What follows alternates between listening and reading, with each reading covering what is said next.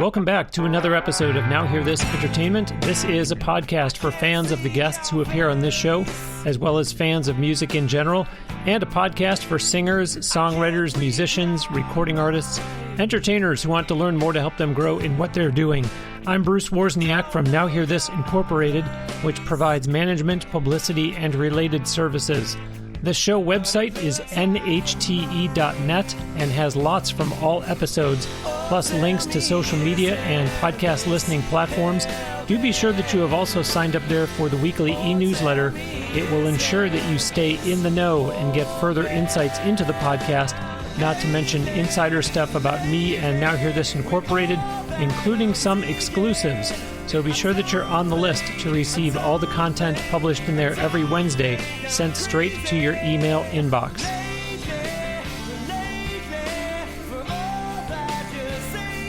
Joining me today on the Now Hear This Entertainment guest line from New York, my guest is a recording artist, multi-instrumentalist, and record producer who is also the founder and owner of the global company ECR Music Group.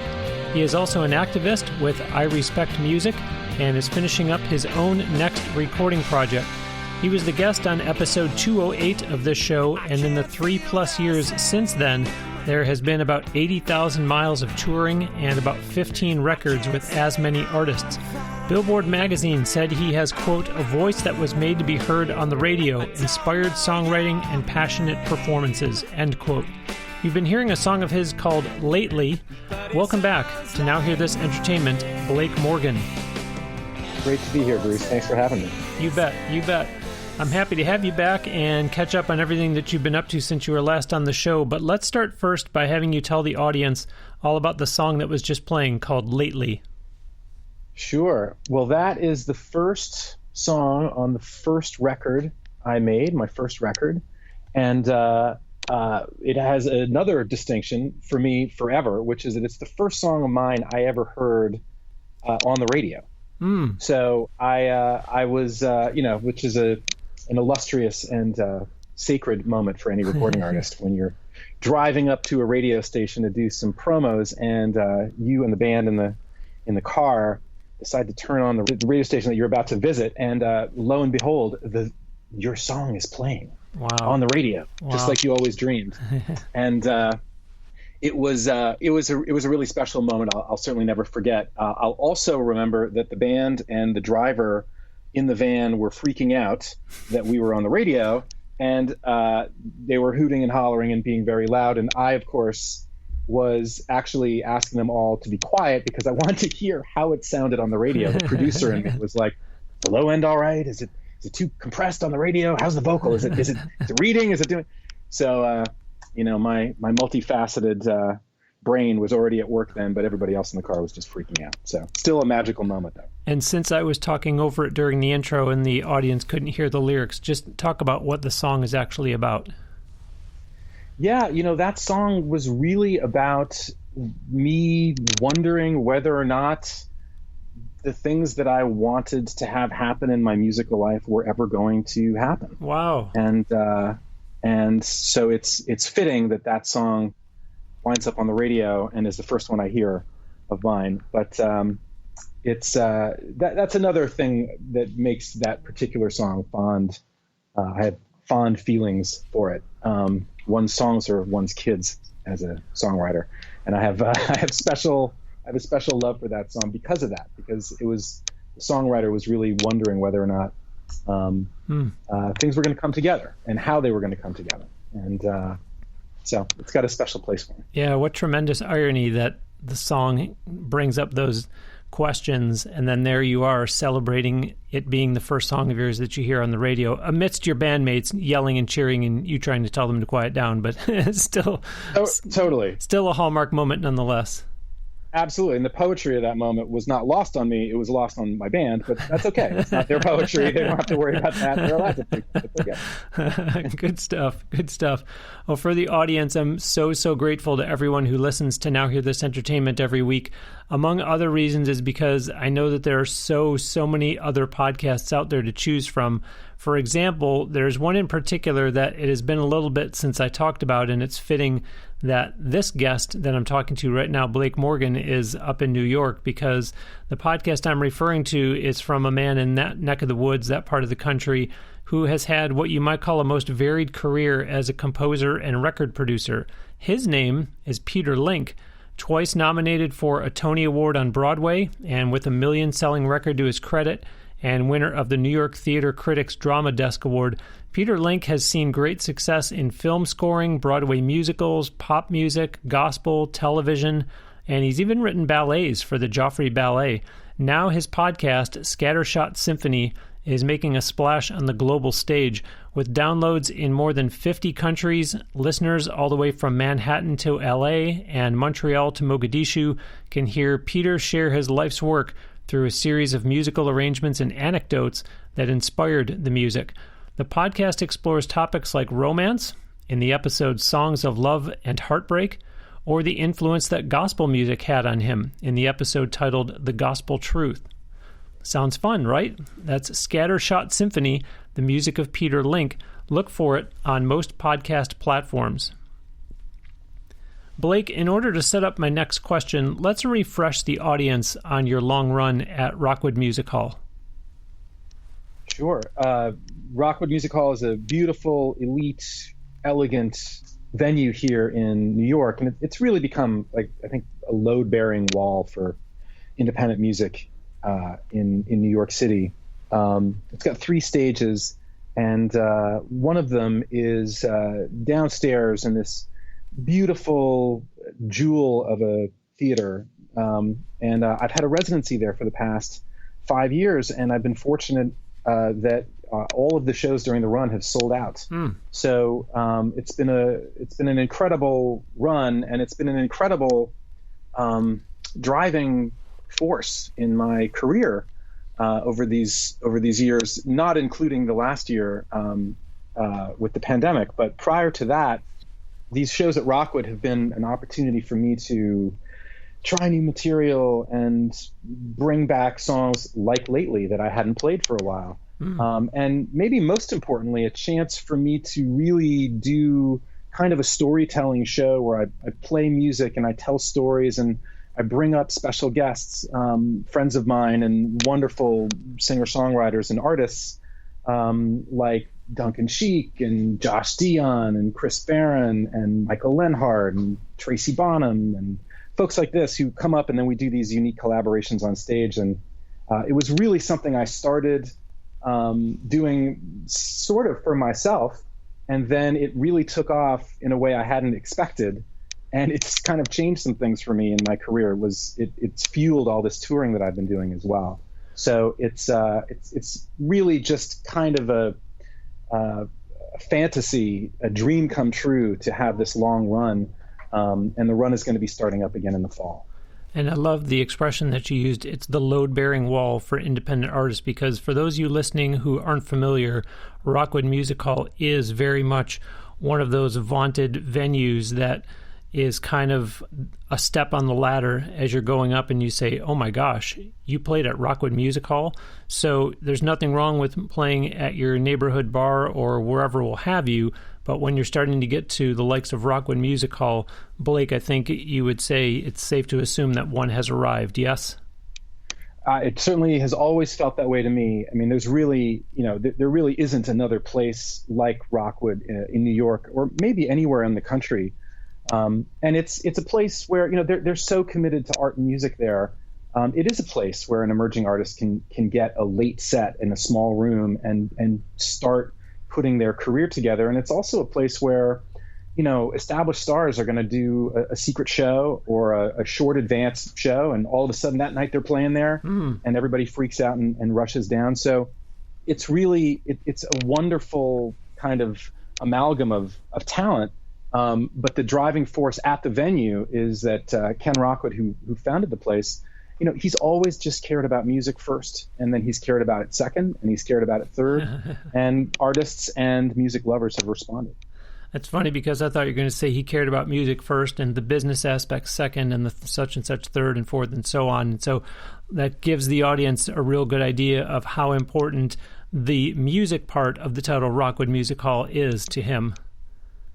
Absolutely. And, caring about music and how to build a venue that's going to serve the community and serve the artists playing there and serve the music lovers who are going to be returning to the venue.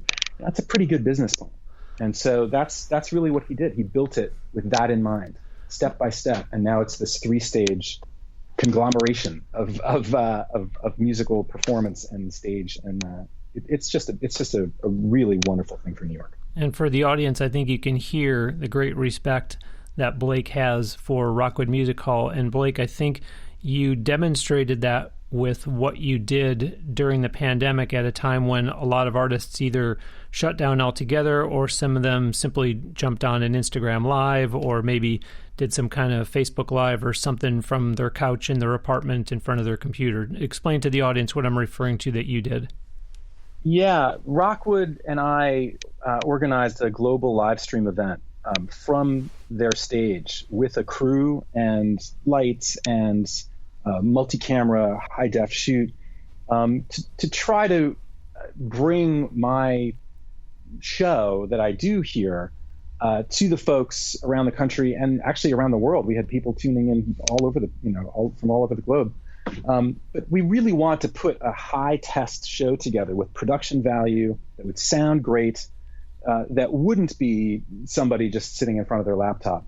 And the response to it from people was really moving to me because not only did we have a big audience that night, but it felt like we had a thirsty audience. We had an audience who was really thirsty for that kind of a performance. And it was also an opportunity for folks who have seen me on the road over the past few years to connect with each other.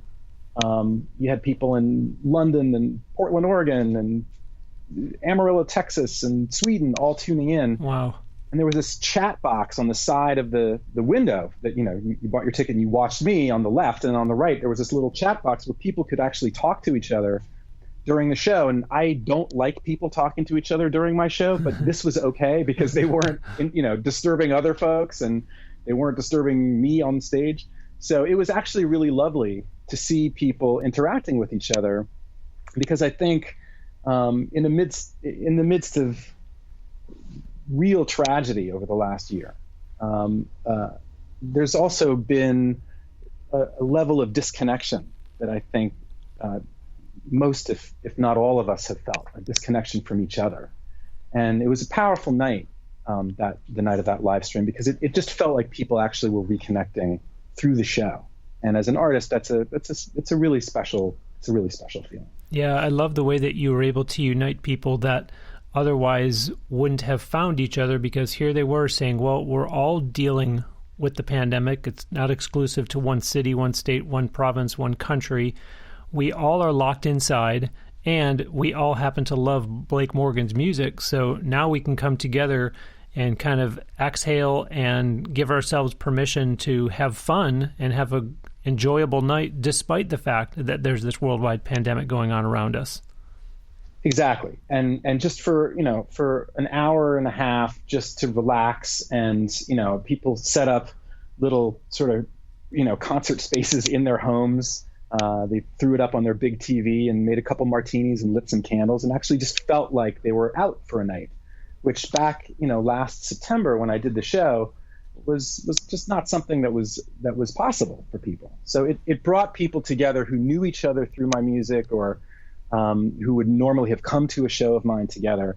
It gave them the opportunity to do that. And it gave me the opportunity to try to bring those folks together. And then also just to do my show. And to talk about, as I mentioned, I do a lot of storytelling in the show, and to talk about the pandemic and to talk about what we've lost and what we might find through this emergency. And so it was an emotional night. And once again, it was Rockwood who put a roof over that idea and gave us a stage under my feet to be able to pull it off. Okay, but from the artist perspective, though, as nice as it was that all the fans were able to unite like that, and you were able to go and do it from a storied venue, what did it feel like to stand on a stage that you had played to sold-out crowds for show after show after show, year after year, and all of a sudden there's nobody in there, and you can't really get that same feeling as you're standing on stage when you hear their applause, or you kind of feel them absorbing the message that you're speaking to them from the stage. Right. Well, I've talked to peers of mine who've done live streams, and they've been really freaked out about doing them with no audience interaction, no feedback, no applause, or doing it from an empty room. And I have to admit, it didn't faze me at all. It was, I think also with live streams, people maybe forget that it's not a concert, it's a TV show. And I've done TV shows. And so there isn't, whether there's a live studio audience or not, you're really in a zone as a performer pulling off a television show. And that's what this live stream was. So that was part of it. But the other part of it is, honestly, from the stage, you can't see the audience anyway. You can see the first couple rows, and then it's just a large, charcoaly dark blur out there. And you can definitely hear them. But it really didn't faze me at all. And there was an intimacy and a power to doing the show that was really special. And we actually did something else during the show, or for the show, that I hadn't expected. We did have a multi-camera shoot, and it was recorded or not recorded, but it was broadcast in high-def audio. Mm-hmm. So I was going through their system, but because it felt more powerful and more intimate, I actually did the show without any of the mains on or any monitors. So I just did it live in the room. Wow. And my show is, I do perform with my band, but that show and the shows at Rockwood, for the most part, are me performing solo, either singing and playing electric guitar or singing and playing piano. So I just did that show, and I had my guitar amp plugged in over here, and I had my piano over here. And although I sang into a microphone, I just sang into the open air. Mm-hmm. And the natural reverberations of the room and just the feeling of being in that room like that felt natural to me, as opposed to having these, having the big mains on and all of that. So that was an extra level of special to it. And I'll remember that as well. I wonder, was that something that you thought of well before the day of the show, or was it, I got there and we were going through sound check and I thought, hey guys, let's try something? Yeah, it was sound check. It was actually sound check. First, it was, let's try it with everything on. Wow, that's really loud, because there are no bodies to sort of soak it up. So It was very echoey and loud. And then, then we pulled the monitors, and I was just singing through the mains, and that also felt a little artificial. And so we actually cut the mains for a second, and I just tried singing that way.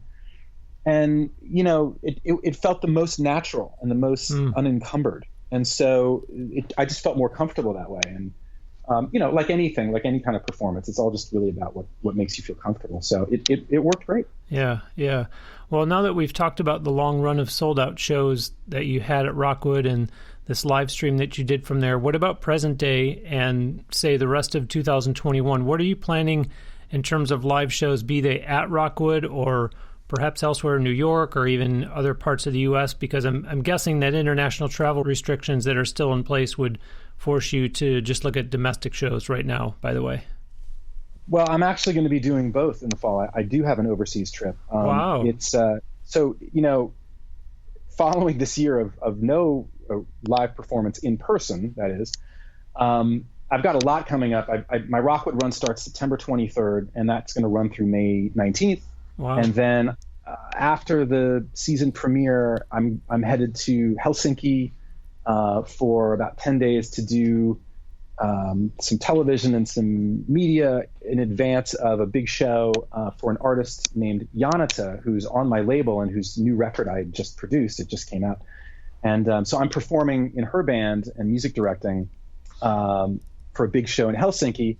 And then I fly back and I kind of,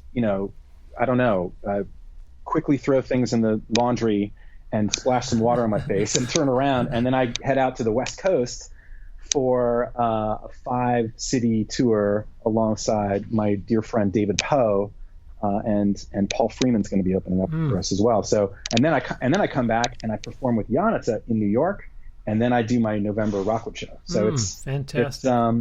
it's going to be interesting. It's going to be a lot. Wow. Okay, so let's back up and do some housekeeping here. So for openers, you say September 23rd will be your first Rockwood show, and then it runs through May of next year. That's right. So how often are these shows at Rockwood? I do them every 8 weeks. Okay. So it's a long-standing residency, but it's been really fun. The kind of schedule that we hold is each one of these shows is a real event. And again, I mentioned that I'll bring in a special guest and we'll create a different show with the two of us playing each other's music together. There've been all kinds of surprises and things that I bring to every show. So each one really feels like an event. And because they're spaced out a little bit, not too much, but a little bit, I think that's one of the reasons that folks haven't gotten tired of me or my show here, because they're each really unique and they're special, and there aren't too many of them.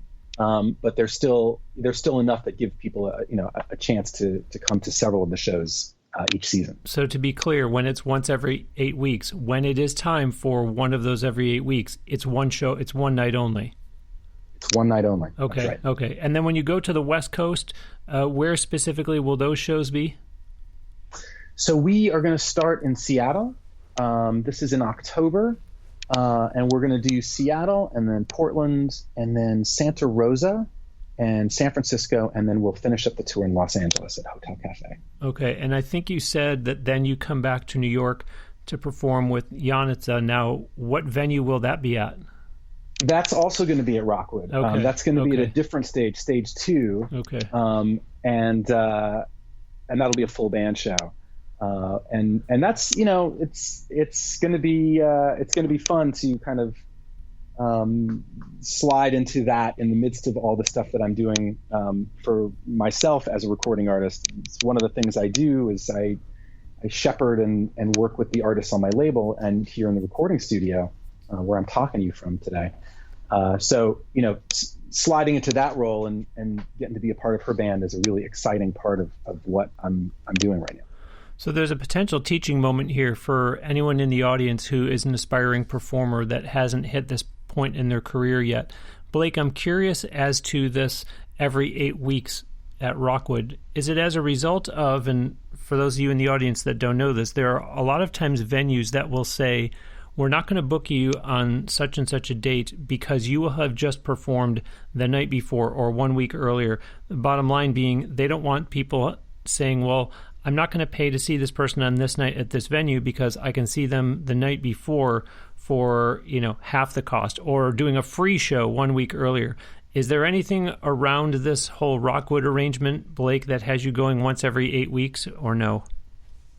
Not really. I mean, the point that you raise is a good one, and folks out there should certainly pay attention to that. But in my case, I'm not interested in playing anywhere in New York City other than Rockwood. Wow. I wear Rockwood Music Hall pinstripes. Like, that's my team. And so that's my home. And stage 3, that beautiful room downstairs, people just know that that's the Blake Morgan spot. That's where it's going to happen.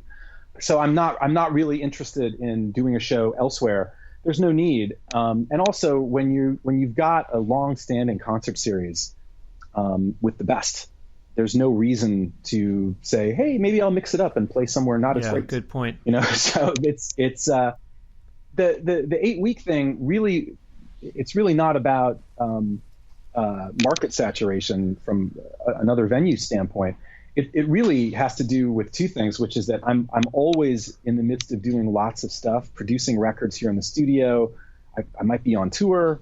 I might be running my label. So there's a lot of stuff that I'm doing on the one hand. And on the other hand, it's a really involved show that I put together. And it really takes a long time. It's not like, hey, I've got a gig tomorrow. Cool, I'm excited. Like it really takes me weeks to put that show together. Wow. And that's another reason that it feels like an event, because it is. It certainly is for me.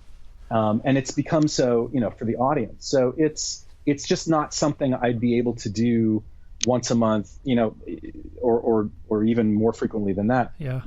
Again, like just telling you my schedule in the fall, I'm squeezing in a trip to Helsinki and a trip to the West Coast.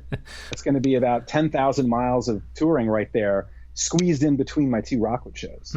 There would be no way for me to do it more than that. But when I do book, the upcoming season, as we have, that provides me with windows in between the Rockwood shows to go out and do something else, or to lock myself away in the studio and get something else. True. So clarify for me then, if someone came and saw you on September 23rd, are they going to see the same exact show that they're going to see if they came and saw you next May? And when I see same exact, I mean, okay, set list. I'm not talking about, I'm going to be wearing something different, or, I might do my solo a little bit different in the second song. Set list wise, is it going to be the same or no? No, none of the shows are the same. Wow. The set lists are not the same. The guests are not the same. Wow. And again, sometimes it'll be me solo. Sometimes it might be me with a drummer. Sometimes it might be with a full band. And then, of course, there's the special guest aspect. Okay. So, you may want to come see me, because so-and-so is my special guest.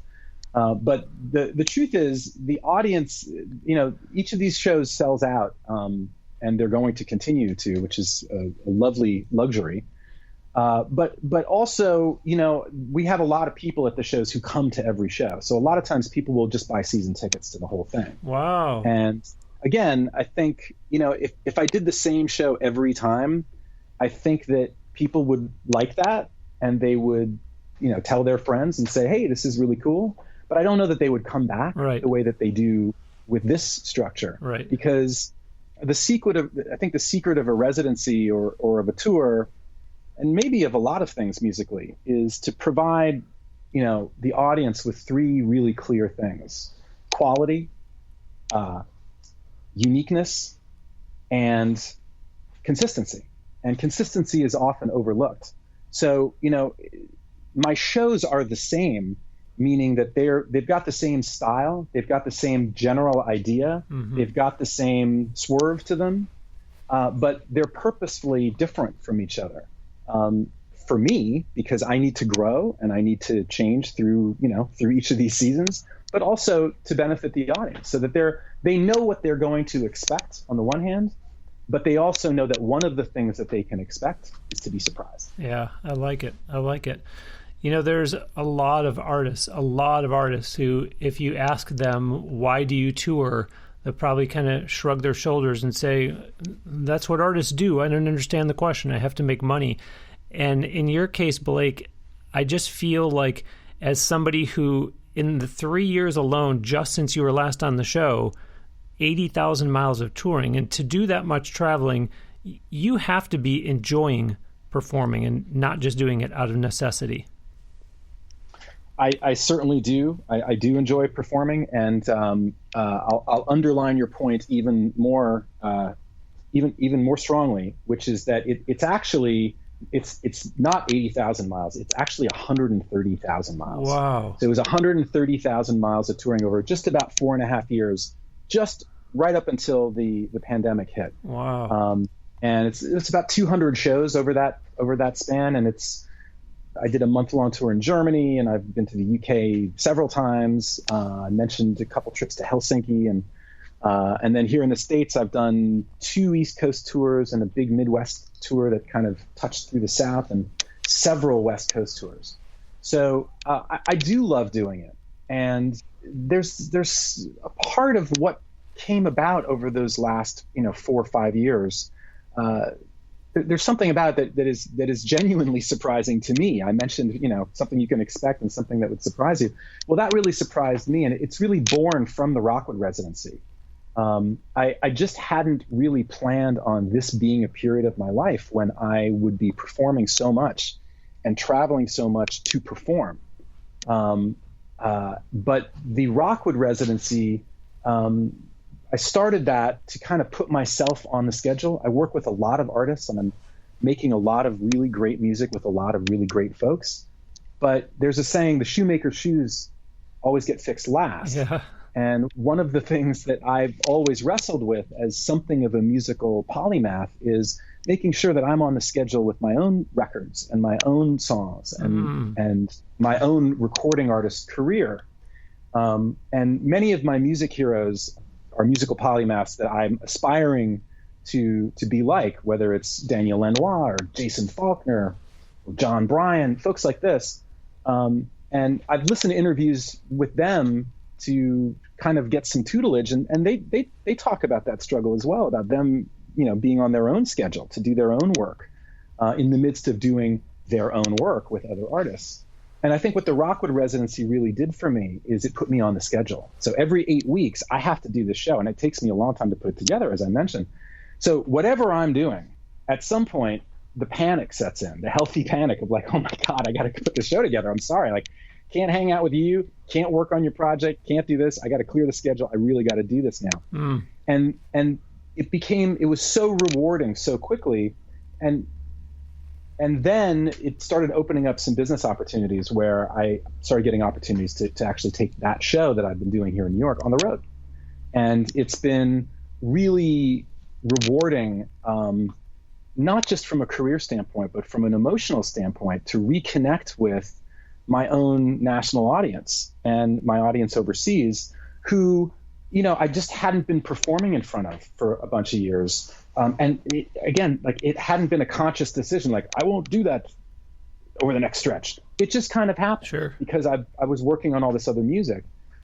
So it put me on the schedule, and it put me in front of the people who really actually wanted to come and see me play. And so it's been really rewarding, again, on an emotional level, to kind of reconstitute my live audience around the country and in Europe over these, 4 or 5 years. So it is something I love doing, and I do love traveling, and I do love performing in people's hometowns, and it's an incredible way to see the world. People always ask me, like, hey, do you want to go away for a weekend? And I'm like, no. I was just away. I don't. You want to go? Don't you ever want to take a vacation? No, I don't. You traveled as much as I had over the last 3 years. You wouldn't want to either. When I have any time off, I want to be here in Manhattan. So it's really been one of those wonderful miracles that can happen in one's career every so often, which is the miracle of surprise, where I got myself into this with the Rockwood show. And I really had no idea where it was going to lead to. And it's led to somewhere really special for me. And I think it's really kind of reframed my entire career. It's just not something I had expected. It's a wonderful result. And listeners, I certainly want you to go back and listen to my first interview with Blake. I'll put a link on the show page for this episode at nhte.net so you can hear what he and I had discussed back on 208. I'm also going to put in a link to episode 381, so 5 weeks ago, when my guest was David Franz, and a similar conversation, because as Blake is very much demonstrating to you, and it's been like this for a while, of course, but the economy has changed such that there's very, very, very, very few artists who that's all they do. And you're hearing Blake Morgan, who is working with other people and runs his own record label and has his own artist career. And David Franz got to a point where he said, I've been working with all these other people and doing all this music. I've never even released anything of my own. And he talked on that interview about, I just had to finally make time for finally putting out my own solo artist project. Blake, also since your prior appearance on Now Hear This Entertainment, there has been about 15 records with as many artists. Who are some of the folks that you've been working with? Yeah, I've made so much music in addition to my new record, which I'm actually in the middle of mixing right now. I'm talking to you from the recording studio where we're mixing the record. But gosh, I just finished mastering this great record by an artist named Electronic Device. I mixed Paul Freeman's new record. I mentioned Yanata's record, Here Be Dragons, which I produced and recorded and mixed and mastered. My friend David Poe, who I am touring with in October, he's got a new record coming out, and I mastered his new single. I'm about to start making new records with singer-songwriter Miles East and my dear friend Chris Barron, lead singer of Spin Doctors. He's going to be making a solo record with me. So that's just some of the names that come to mind. But I always seem to be in the middle of making somewhere between 2 and 3 records with folks, and we just kind of chip away at them as we go. And then of course there's all the performance in the midst of that. So it's been somewhere like 15, 18 records since the last time I talked to you. Wow. But it's not quantity, folks. It is quality. And the thing that I most treasure about all the people that I work with is I don't work with anyone I don't want to, and I don't work with anyone who doesn't inspire me. And I don't think I've ever made a record with anybody who really didn't come away from the experience thrilled and moved by the process, where they didn't express to me afterwards that they felt that they were a better musician than they were when they started making the record. And that's really rewarding as a producer. Very much so. Very much so. I'm joined today on the Now Hear This Entertainment guest line from New York by recording artist, multi-instrumentalist, and record producer Blake Morgan, who is also the founder and owner of the global company ECR Music Group, which we will talk about shortly. On the show page for this episode at nhte.net, I will put the following link. At ecrmusicgroup.com, there is a menu option called Artists, which is how you can navigate to Blake. Once you do, you'll see links on that page to connect with him on Facebook, Twitter, and Instagram. There are also links there to listen to Blake's music, which you can purchase and download from most major online music retailers and streaming services. Keep up with Blake online so you can see where and when you can go see him perform live. He's mentioned several live shows that he'll be doing later this year, so you want to keep up with him for that, as well as for information on when his new release comes out, which we will also talk about shortly. Incidentally, if you have not noticed, there seems to be a trend in the podcasting world of using the word follow, moving away from the word subscribe so as to not imply cost. Some of you might have come to this episode of Now Hear This Entertainment specifically just to hear Blake Morgan. Thank you, but I hope you and even other listeners who are new will check out other episodes of my show, and of course that you'll hit the subscribe or follow button wherever you regularly listen to podcasts. There have been a lot of great guests over the last 7+ years, so do check out some of the 380+ episodes that have preceded this one, and stay with me for a new episode every Wednesday. Blake, in our discussions building towards today's interview, you told me that, quote, the label changed too, and how we release music is 180 degrees away from how we did 3 years ago, end quote. Talk about that. Yeah, there are changes always happening in the music world and in every corner of the world. But when there's a global emergency, sometimes it foments even quicker change or the need for quicker adjustments. And running an independent record label in New York City is both exciting and challenging. But things really have been changing in the releasing music world over the last few years. And then the pandemic really kind of popped the top of the ketchup bottle off. And a couple examples, prior to the pandemic, social media was really the main thing. And now it's the only thing. And one of the pivots that we felt we needed to make from a label standpoint was we had to examine where our investments were really going to be in promoting the music that we believe in. So one example of how we had to change was really examining how we were going to go after music press. And I love music press. I grew up reading Rolling Stone and reading Billboard every day. It's been an honor to be in some of those magazines. But the reality is, and it's a sad reality, is that music press is really over. And before people who are listening to the show say, no, what are you talking about? I'm here to tell you it's really true. And I'll show you why.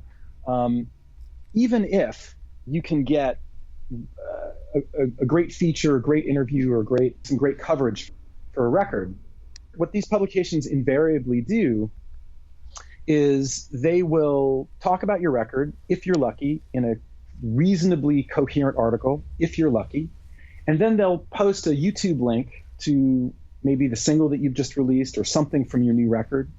And then they will let you know when it's up. And what they expect you to do, which is what you would do, is you would tell your own social media audience to go to that place and read the article because it's promoting your record. Mm-hmm. But what you've just done is you've sent all of your fans and all of your followers over to a publication driving traffic to their website that they can then sell click-through advertising based on the amount of clicks and visits that they get. So they're basically selling advertising off of the people you've just brought to their website. And the whole reason you're promoting the record is that you're hoping people will actually listen to it.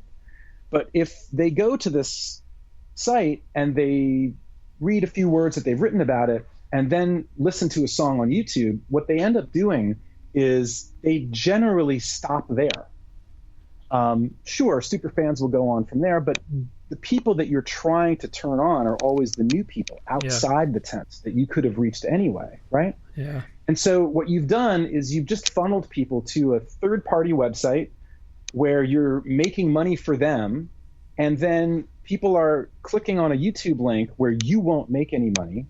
And also, if they feel like they've listened to it at YouTube, they feel like they've listened to it, thereby sort of skirting all of the streaming services, which is where the real battle is at. As a recording artist and as a record label, what you're now really trying to do is you're trying to drive traffic directly to streaming services so that you can ping their algorithms, maybe get some editorial coverage there inside the gated community of that streaming service, and also drive up your numbers. Because the reality in 2021, and I say this as a music rights activist, the reality is that my power as a recording artist comes from my numbers. And if I don't have numbers, I don't have anything, right? And that's true for live performance. It's about rear ends and seats, folks. That's what it's about. And when it comes to my power as a recording artist in the world, that simply is tied to my numbers. And today, those numbers aren't records sold.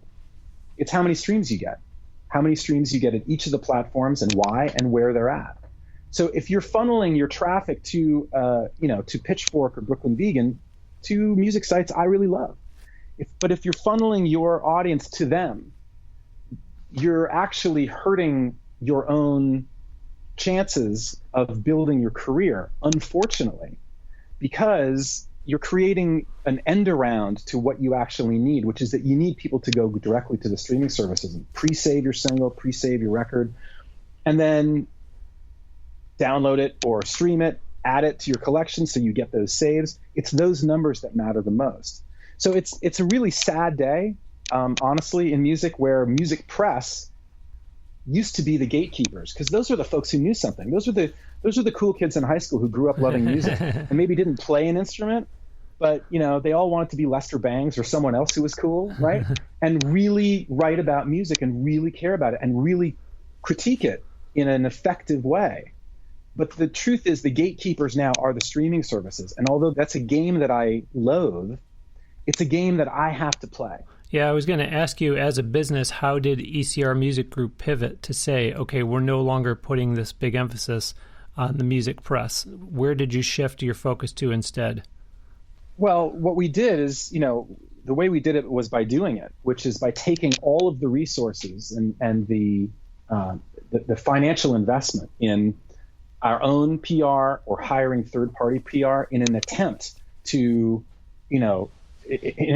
appeal to the music press gods, where maybe we get a few reviews for a single or a record that we're releasing, which then wouldn't amount to anything. We'd get some cool press quotes, but it wouldn't drive anything for that record. We take all that investment, and now what we do is we spend it on marketing and advertising directly to listeners. Okay. What a more corporate record label owner would say is, we're investing in end users. But I can't utter the word end user without getting slightly sick to my stomach. So I'm going to use the word listener, which is more accurate and a little bit more human. Okay. But that's the thing. It's, we can target folks, I mentioned Yanata earlier. So what we would do with something, with her record or a single from her catalog is we target fan bases of folks who we think would be into her music. So we might target Bat for Lashes and Florence and the Machine and St. Vincent and try to appeal directly to those listeners with video and with excellent photography and great previews to the music that we're releasing, and just go directly to them. And it's a much more effective investment because we're not draining all of the momentum from what we're doing by pushing towards a third-party site. Yeah. We're pushing towards a second-party site, which is a streaming service that invariably doesn't pay what it should and doesn't treat music makers particularly fairly. But nevertheless, until this changes, and I'm someone who's working hard to change it, but until it does, this is the game. Okay. And as a record label owner, I have a responsibility to my artists and to myself, because I'm on my label too. Yeah. And I have a responsibility to give this music the best chance it can possibly have in this world at this time with this game. So I can quit the game, or I can try to win the game from my music. And I've decided to do the latter. Yeah. And that's one of the ways that we try to do it. Yeah, nicely said. And I want to clarify a couple things for the listeners out there who are artists and who say, well, but these music press, these music blogs, et cetera, number one, when Blake is talking about YouTube videos that they're going to put in there, a lot of times what they're doing is they're not grabbing your YouTube video. So as much as you might say, it'll help my YouTube channel, chances are it won't, because a lot of times they'll grab, if you've ever noticed this, folks, you do a YouTube search and sometimes it will bring you up as a topic and not as your artist channel. So don't think that it's going to help you with your YouTube channel, because that's probably not the case. And the other part is, I recently wrote a blog on the website where I was answering the question, how long should my song, my blog, my video, my podcast be? And one of the points I made in there with regards to a blog is nowadays you see sites that will actually have a little notation on there of how long it's going to take you to read that blog. It's a 4-minute read, it's an 8-minute read, it's a 7-minute read, whatever. And it says a rhetorical question, but how many times do you look at that and say, oh, 6 minutes, I don't want to read something that long. So if the blog is not going to get read in its entirety, not to mention that song down at the bottom is never going to get seen, not to mention, as Blake said, it's sending you to the wrong place anyways, you can understand his point about why ECR Music Group decided, okay, that's not where we want to be putting all of our attention and trying to drive traffic anymore. Even though we may not be big fans of the streaming game, that's what it is right now. So it's more valuable for us to go there instead of what we've been doing, because it's just broken. A lot of things are broken, but the one that's less broken is the one that's going to actually generate some potential listens. That's right. And the I'll just put a button on what you just said, which is that, at streaming services, the fact that they list how many streams songs have had, if I could fix one thing outside of remuneration, that's the thing that I would fix at streaming services. It's totally ludicrous, has absolutely no merit whatsoever, which is why Apple Music almost universally is preferred by music makers to Spotify, because Apple Music doesn't actually put how many times a song has been streamed next to it. But Blake, you're crazy. That's one of the reasons I know what to listen to. Well, you know what, folks? It shouldn't be. Because if you came to New York and I took you on a field trip to the Museum of Modern Art, and right next to every painting there was a counter on the wall that told you how many people had visited that painting since it had been put on the wall. Wow. You know what everybody would do? They would look at the counter before they looked at the painting. Wow. And that's, by the way, I just described YouTube, because that's what we do. And if you took the counter away from YouTube, no one would ever post cat videos again. What's the point? The whole point of the cat video is that it has 100 million views, and it's a stupid cat video, right? And I love cats, by the way. But that's the whole thing. And in fact, if you did put a counter next to every painting at the Museum of Modern Art here in Manhattan, you'd have to completely change the entire map of the museum, because everybody would simply go to Starry Night and Guernica, and they'd never visit any other painting, because those would be the two that had the most views. So that's a battle that we fight at streaming services anyway. However, that's the battle we have to fight, because we have to try to win an audience for our music. Yeah, and of course, we all know that it's happening on Spotify too, where it's not even going to start displaying the number of streams that you've gotten on a song until you hit 1,000. And so people are judging it and saying, well, this must not be any good because I don't see counts for any of this artist's songs. And it doesn't mean that the songs are bad. It just means that that person is not discovered yet, or hasn't gotten the exposure that the A-listers think that you're comparing them to, which is very unfair. We need to move on, and trust me, folks, if you go back and listen to my interview with Blake on episode 208, you'll hear some other opinions about streaming from him there. Blake, there was another statement you made to me as part of the preparations for this interview. You said, quote, Primarily, my view of how all these facets of my musical life intersect has elementally changed since we last spoke. In kind of I'm getting used to the idea that what I'd shot at for my career, or always said I was shooting at, has arrived, and it makes me equally excited and nervous, end quote. So I'm really interested to hear you elaborate on that. Well, there are times that one's own career surprises one, and I'm in a moment like that right now. And I think that the surprise is I've kind of woken up to discover that I have the career that I wanted, but I don't know that I always knew that I wanted that career. So I'm surprised at having arrived here. And yet I was always trying to arrive here. And that is both exciting and scary because, I'm a recording artist and songwriter, and I'm a record producer and a studio rat. and I'm also a label owner, and I've wanted to be all three of those things. And, it's an enormous challenge for me to try to do what I do musically at a high level, and there isn't a real blueprint for what it is I'm trying to do.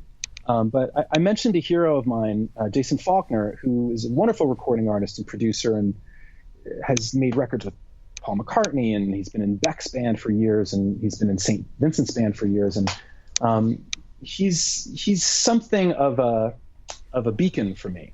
And I actually listened to an interview that he did this past year, where he was asked, he has a new record coming out, and it had been a little while since he released another record, and why had it taken a while was the basic question. And he gave an answer that was so simple that really meant a lot to me. It was really it stayed with me. And what he talked about was that it's not that he really wears so many different hats musically, it's that he has to have these alter egos to do what he does. And that concept of alter egos, I just never really thought of. Mm-hmm. But it's true, because when I'm performing with Janita in her band, I have to tell you, that's a killer band. Like, I can't bring up the rear. I have to excel in that band. And also, it's music I really care about. She's an artist I really care about, and I spent a year making that record. So I want to come through, and there's a reason I'm in that band, because I can do certain things that will be valuable to the team. But for me to perform at the level that I feel I require to do that, I can't do that show and then get back to my hotel room and just get back to that song of mine I'm working on. Not because I'm exhausted, but because I'm not in that head at all. Yeah. That's not at all where I am on my map. And when I'm working in the studio, mixing a record, I can't think about playing guitar. When I'm playing guitar, I can't think about the right mastering concept for the single that we're going to be doing. I can't do that. I have to stay in that lane and really pull myself to a high level. And it's really an exciting but frightening challenge in my musical decathlete persona, But I've at times thought about trying to do less, and I've even at times done less. And I invariably come back to this place that I'm in right now, which is trying to balance them all. But again, I've always thought of it in terms of balance. I've thought in terms of I wear all these hats. I definitely want to try to be a Renaissance man in music. I don't want to be a jack of all trades, master of none. But it was when Faulkner mentioned, the concept of alter egos. Like, I have to become this persona to do this thing, not outwardly, but with myself. I have to have a meeting with myself and say, okay, we're going to do this now. We're in this lane. Yeah. It's not to the exclusion of other lanes. It's just that you can only really drive in one lane on the highway at a time. Yeah, well said. That's what those lines, those dotted lines are for, folks, right? So just a couple final questions. First is the new album of your own that you're working on. You said that it's being mastered right now, I believe. Correct me if I'm wrong. I'm mixing it right now. Okay, so what is the timetable for that? I'm not sure yet. I do know that we're going to release several singles from the record before the record's out in its entirety. So I would expect. I think I can tell people safely to expect new music from that record coming out this fall for sure. Okay. And then similarly, what is the update these days with the I Respect Music movement? Yeah, it's. I think it's going to be an exciting time now as things open up, and I actually don't mean opening up from COVID from a out in public standpoint, but I do mean opening up from the disaster of the pandemic and the disaster that in Washington of the last 4 years. I've gone to Capitol Hill many times, speaking to members of Congress about issues that face music makers in this country. And over the last 4 years, it's been very, very difficult to do that because of the leadership in Washington at the time. So when things are burning down politically, it's very difficult to try to convince lawmakers that they should take time out of their busy schedule actually trying to save democracy.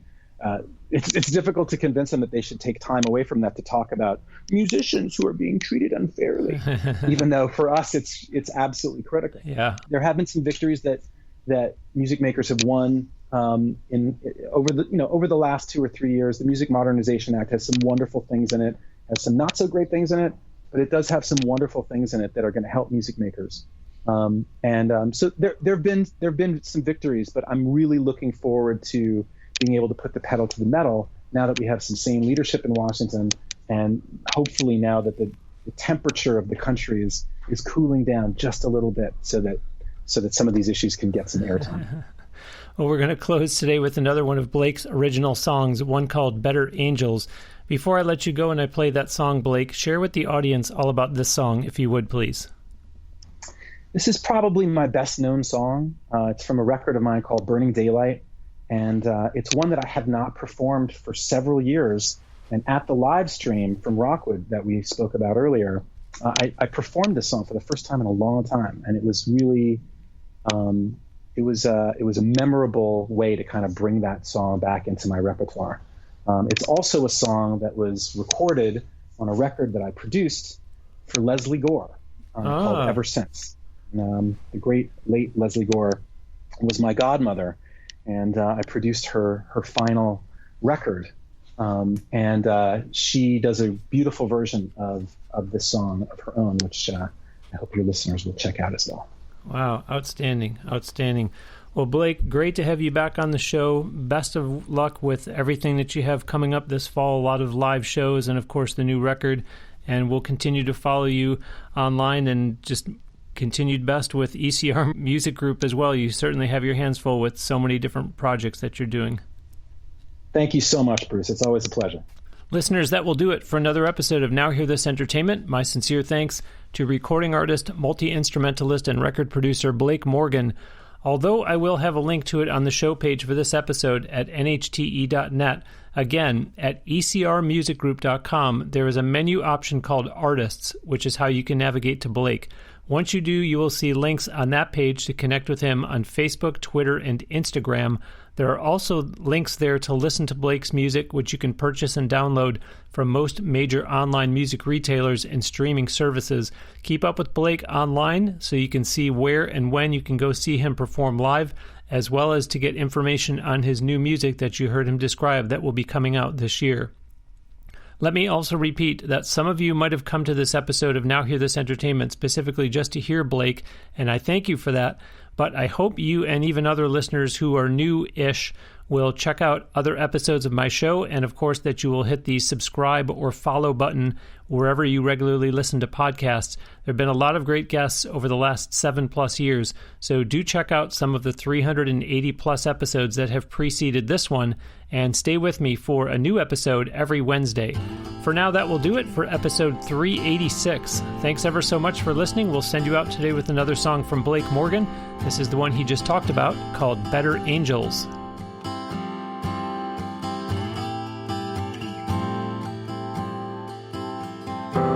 It's not like I haven't tried and tried.